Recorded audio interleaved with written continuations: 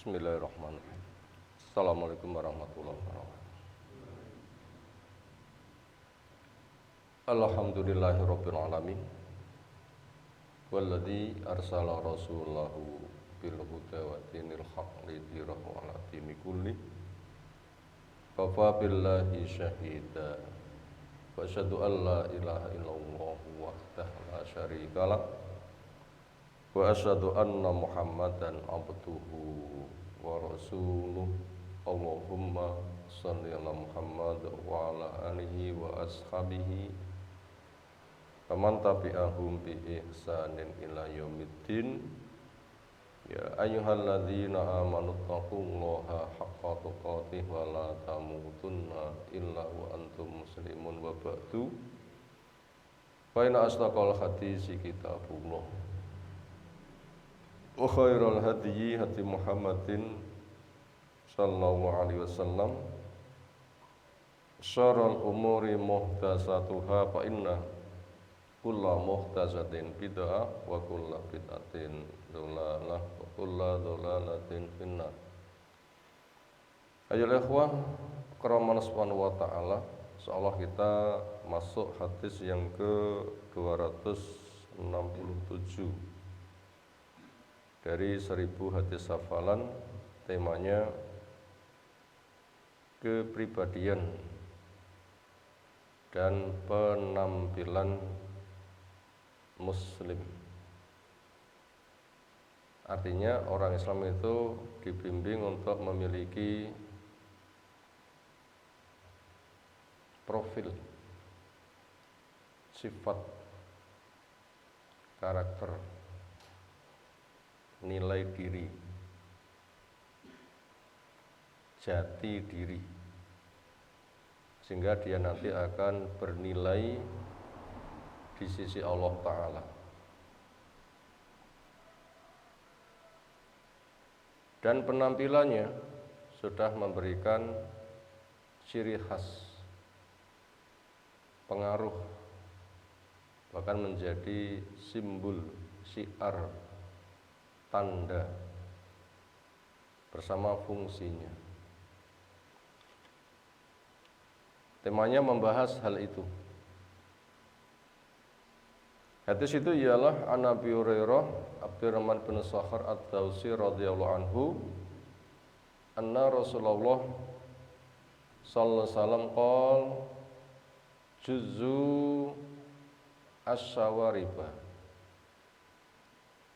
pangkaslah kumis, potonglah kumis, pendekkan kumis.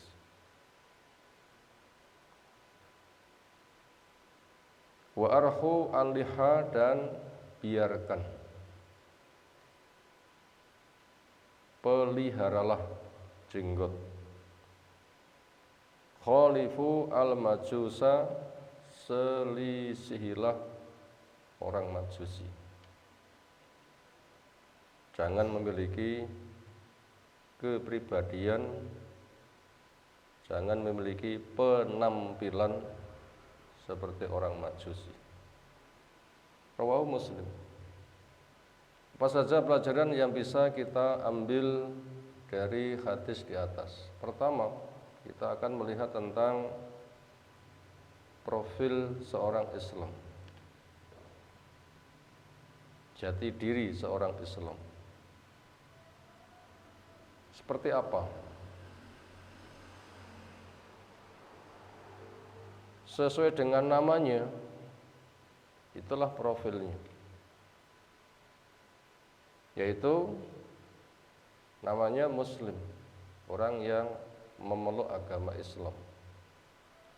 Yang Islam itu merupakan agama hak di sisi Allah Ta'ala.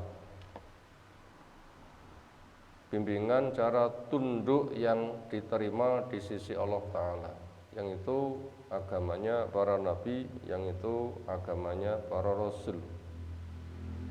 Karena al-anbiya'u ikhwah wa dinuhum wahid. Para nabi itu bersaudara, agama mereka adalah satu. Yang dakwah mereka adalah mengajak kepada manusia ayo menghamba kepada Allah saja, ayo jauhi yang namanya tauhid. Yang bapaknya para nabi, bapaknya para rasul terbesar itulah Nabi Ibrahim alaihissalam. Yang Yahudi ngaku-ngaku, yang Nasara ngaku-ngaku, tapi mereka palsu. Yang hak adalah Muslim itu sendiri,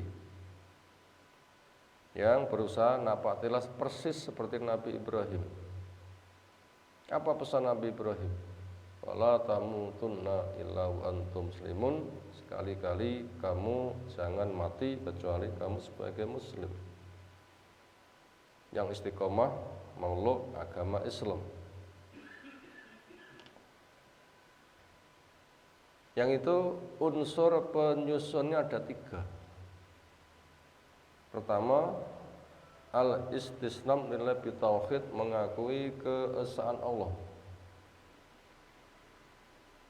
Yang kedua, al-inqiyatu bita'ah, mewujudkan ketundukan dengan ketaatan. Yang ketiga, menjauhi perkara yang membatalkan. Al-bara'atu minasyirki wa ahli. Mengakui keesaan Allah berarti bertauhid dengan 3 macam tauhid. Entah rububiyah, asma wa sifat, dan uluhiyah. Yang 3 macam tauhid itu tersimpul dari apa yang Allah firmankan di minimal surah Al-Fatihah dengan menyebutkan alhamdulillahirabbil alamin, pujian untuk Allah. Allah itu Rabbul Alamin, pencipta, pengatur, pengurus, pemilik alam raya. Ini namanya tauhid rububiyah.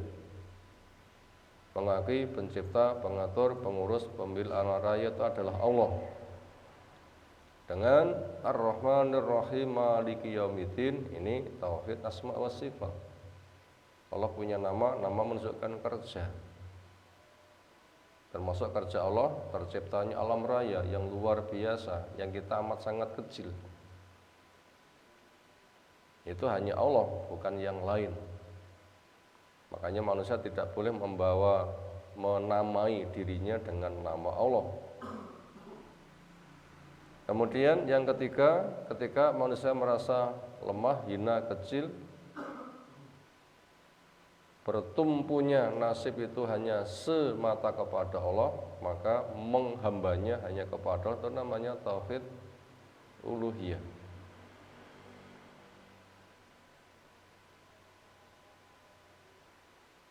Itu mana istislam lillahi bitauhid, mengakui keesaan Allah. Lalu yang kedua, mewujudkan dengan taat. Karena orang nanti akan melintasi neraka dan ingin masuk ke dalam surga, ya wujudkan ketaatan apa yang menyebabkan ketika melintas gak kecebur neraka. Maka perkara yang bisa menyebabkan dia kecebur ke neraka, ya ia jauhi.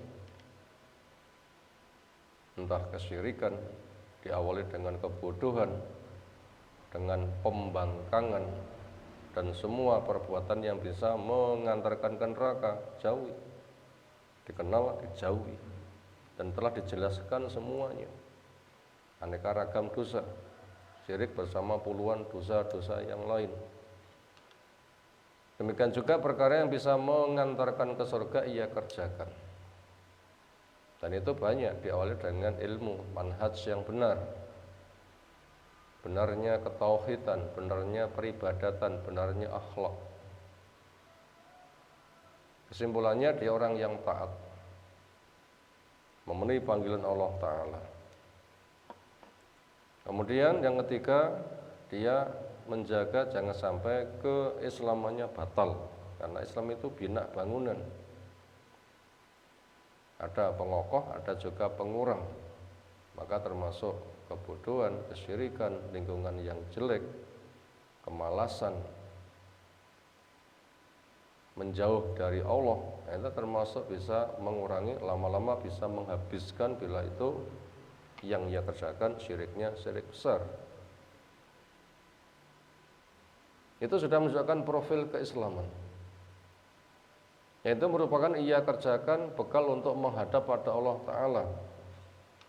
Karena dari Allah orang berangkat, kepada Allah akan kembali. Di dunia pembuktian akan kelayaan ketika berangkat dari surga, nanti layak masuk surga, sehingga neraka hanya dilintasinya.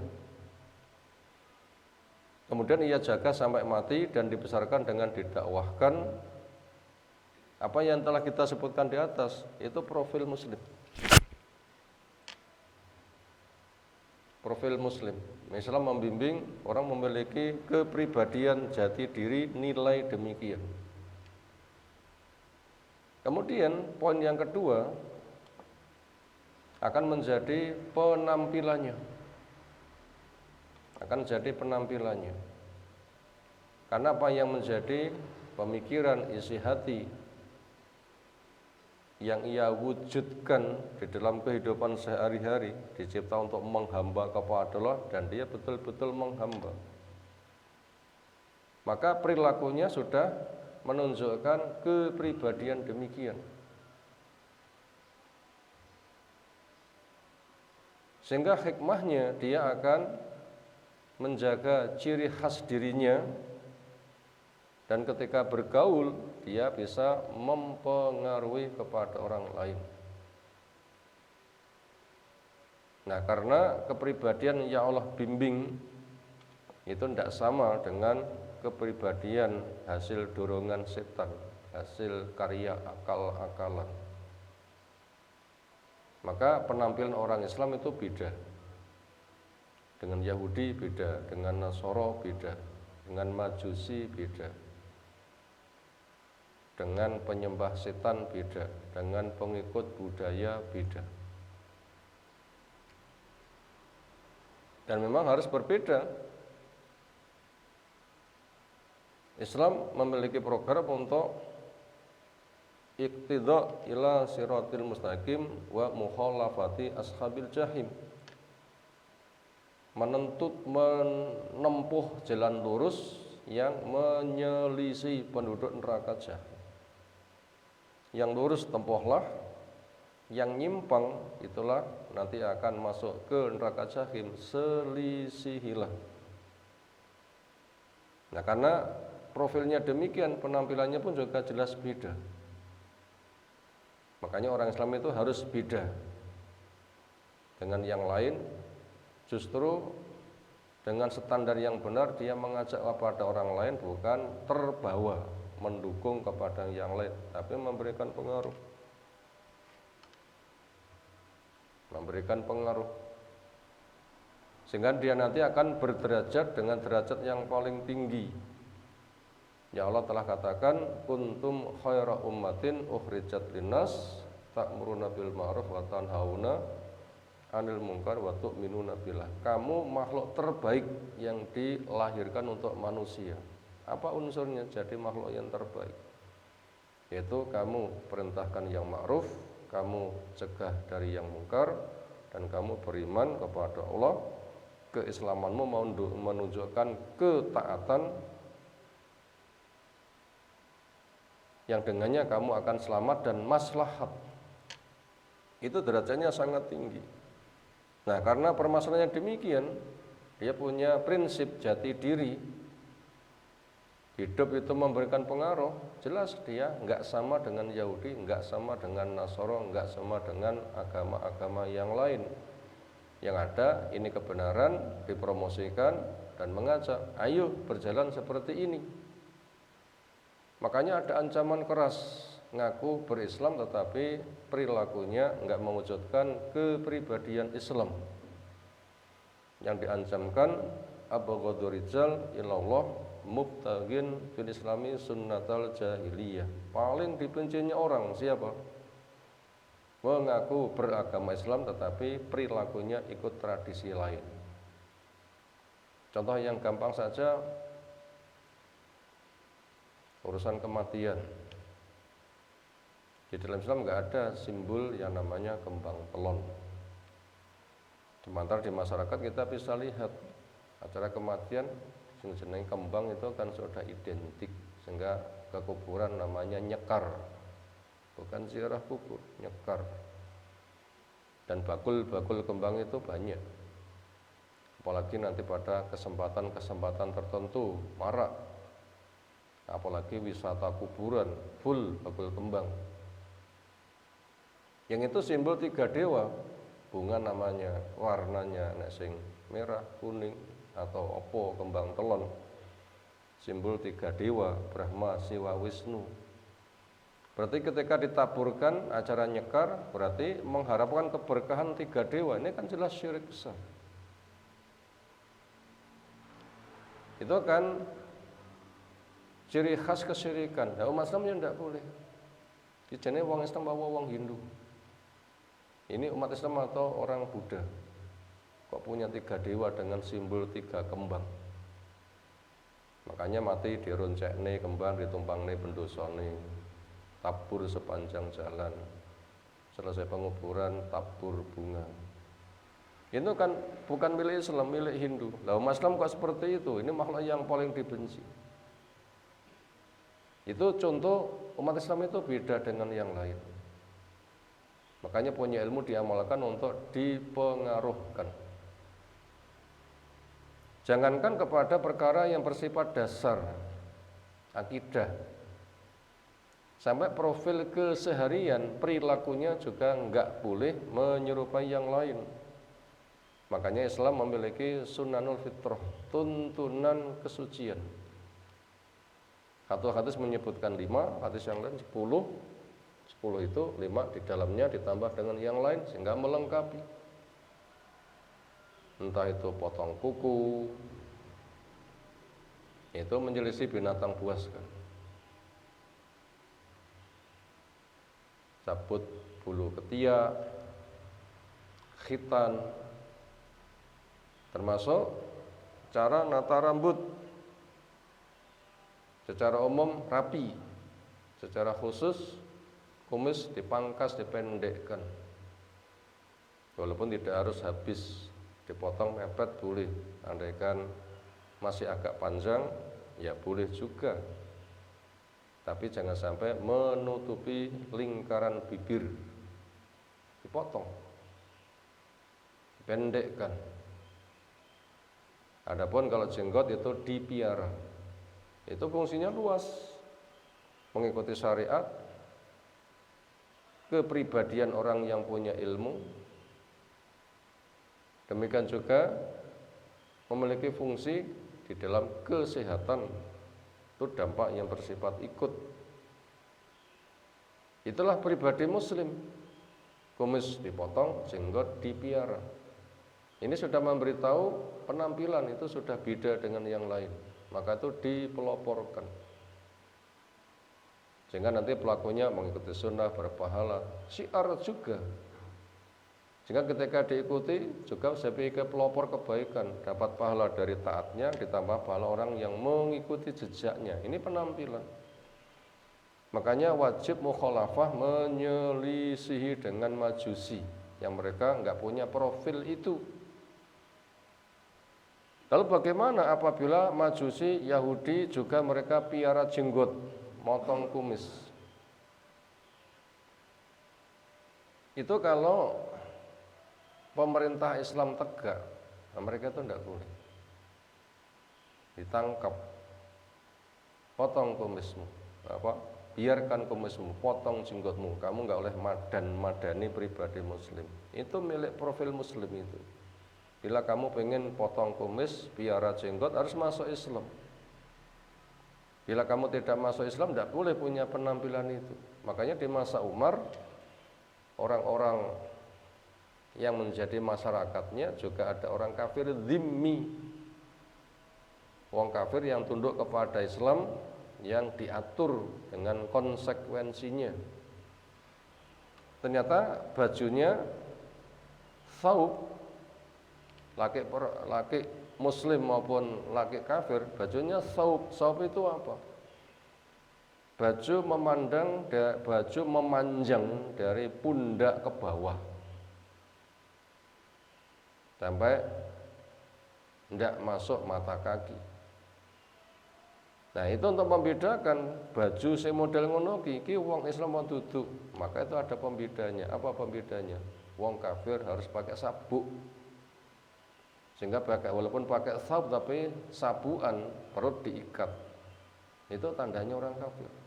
Enggak boleh dilepas. Nanti udah dilepas gayanya umat Islam. Mereka tuh enggak boleh madani. Itu penampilan itu sudah jelas ada. Itu kalau bisa ditegakkan seperti itu. Sehingga dengan demikian umat Islam cara berbaju pun juga ada aturan mainnya. Bukan semata laki-laki tidak boleh isbal, baju ngelembreh masuk wilayah mataki, ancamannya neraka, bila sombong malah bahaya. Bukan semata itu diantara hikmahnya, tapi juga memiliki sebagai simbol tanda penampilan. Iki wong Islam kok duduk, ternyata di situ ada hikmahnya. Luas kalau gitu pembahasan yang ada. Itu tadi beberapa pelajaran, kesimpulannya adalah Islam membimbing kepada kita punya kepribadian dan punya penampilan yang semuanya merupakan sesuatu yang disyariatkan di dalam agama ini.